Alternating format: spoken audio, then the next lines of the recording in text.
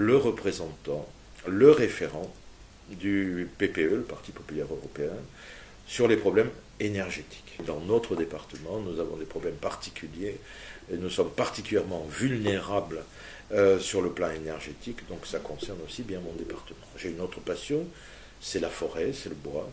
Donc je suis devenu au Parlement européen le président de l'intergroupe sur la forêt, qui est l'intergroupe le plus important du Parlement européen, 220 députés. Nous travaillons non pas uniquement sur les petits sapins du Boréon, mais sur la déforestation. Concrètement, par exemple, l'année dernière, le Parlement a voté un texte pour obliger l'Europe à mettre en place des mesures de protection, de contrôle au niveau de la traçabilité du bois qui est importé. 40% du bois importé en Europe est d'origine illégale. Donc à partir de l'année prochaine, ce bois devra être tracé du lieu de son exploitation jusqu'à l'endroit où il sera livré en Syrie. C'est un exemple.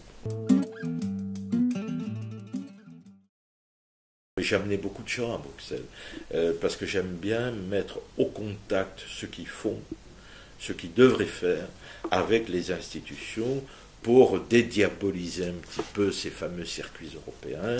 J'ai fait par exemple monter une délégation de toutes petites entreprises innovantes de la Technopole de Sofia Antipolis avec l'organisation de la Telecom Valley qui existe depuis 19 années. C'était la première fois qu'ils venaient à Bruxelles. Mais je peux vous dire que nous leur avons pris des rendez-vous, nous avons ouvert les portes, nous avons créé le lien, créé le contact, et depuis, ça progresse. Je l'ai fait dans d'autres domaines. Maintenant, j'ai un projet avec Daniel Benchimol sur le vieillissement, sur la santé, sur le maintien à domicile.